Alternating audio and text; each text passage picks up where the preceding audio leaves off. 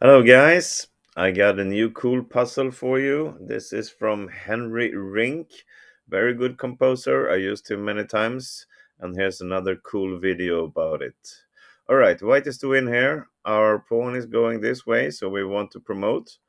Black's pawn is, of course, doing going the opposite way. So if we move our bishop, this can be potential promotion to queen here.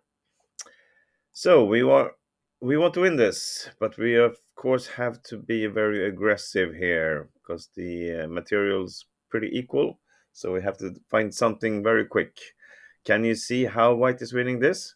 Pause the video now, have a look, and think about it. And when you return, let's go over everything together. Go ahead. All right, welcome back. So in the starting position, I say it's only like two potential moves. There's no point in moving the bishop, something like that, to attack. Black will simply ignore this threat and just play f2, and we are not winning this. Instead, we have to fight to save a draw. So the potential moves is the pawn or attacking the rook with a knight. And the pawn, let's look at that first. Really not giving us anything either. Black will play king f7 and attack this one. And now if we attack the rook, he can simply play it to g4. This pawn will fall and we have nothing. So the right way to start this is attacking the rook with knight d5. And now we have some potential answers from black. Well, many of these squares are already covered, like these ones.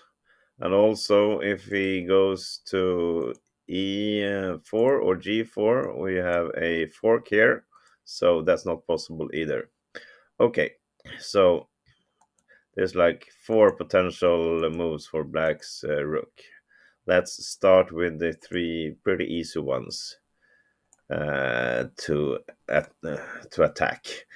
So if he plays the rook f8, well, we just play g7 and attack here. He needs to move, and if he moves here to stop this pawn, well, then we have a fork. The rook will fall, and even if we lose our knight and also the pawn, this bishop and this pawn is well enough to win. So rook f8 really is not good. What about rook f5? Then white has a good continuation here. Again, we play g7, threatening to promote to a queen. If black tries to stop it with the king, well, we simply promote anyway. And he's forced to take, and we got the fork here. So the rook is lost, and we even get to keep our knight, which is of course winning. So king f7 cannot be played. What about rook to g5? It's the same. We just promote anyway. He takes, and there's the fork. Yes, we lose the knight here also, but again, these two pieces are well enough to win. Okay, so he cannot play the rook anywhere along the f file. What if he plays rook to a4? Now white has a good response. There's no point in attacking with the g7. The king will simply come to f7, but we can play our bishop here and really cut the king out from this. Now, there's no point for black to just move his king away. He will instead try to play f2 to gain some tempo. And we can take here, we're a little bit ahead, but it's a lot easier to play knight f6 check first. As we see, these all these squares are covered. Black is forced away to d8. Then we can take this pawn, and this pawn is unstoppable. Even if black tries to fork our pieces like this, we just ignore it and play g7, and this will become a queen, and we win. All right, so now it's only one more response, and this is the hard one. What about if black plays rook to c4? Now, again, I think you should pause the video and see if you can find out how white wins from here. Go ahead. Welcome back again. So, after rook c4, we have to look at some different moves, but it's only one that is winning. So, the check here on f6 doesn't give us anything really. It helps the black king to come to f8.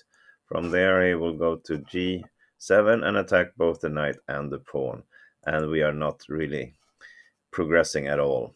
So, there's no point in giving the check there now.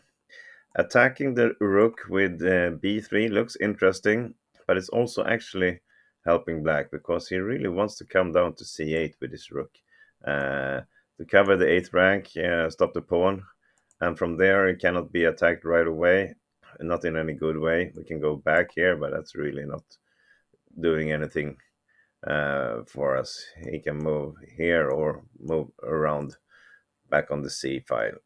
No, so the only winning move after rook c4 is g7.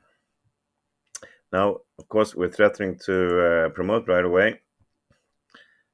Still, the rook cannot go to g4 because of the fork. So the king has to come to f7. Now, again, this is not winning b3 because it helps the rook to c8 where he wants to be. But instead, there is another winning move for white here right away. And that is just to promote. Just sacrifice this pawn, promote, force the black king to take, and now we play b3. Look at this. I told you he wants to go to c8. I don't think he wants to go there anymore because of the fork. So the black rook has to go somewhere else. And look at this. This is all of these squares are covered. Same here. This is covered also, and only two squares left on the 4th rank. Well, both of them leads to a fork, so he will lose the rook. And what about going upwards then? Well, as I said, this is covered, this is covered. Only two possible squares, and both of those squares leads to a fork again. So actually, the black rook cannot go anywhere from c4 now without being lost right away. And it's just amazing. And actually, doesn't the black king doesn't even get the knight in return. The rook is just going to be lost straight out. And from here, it's a very easy win for white. It's another beautiful Henri Rinck puzzle with the same theme. Just corner a piece in the middle of the field like this, and the black rook will be lost and white wins. Hope you enjoyed this video. I think I covered all lines. If not, tell me in the comments.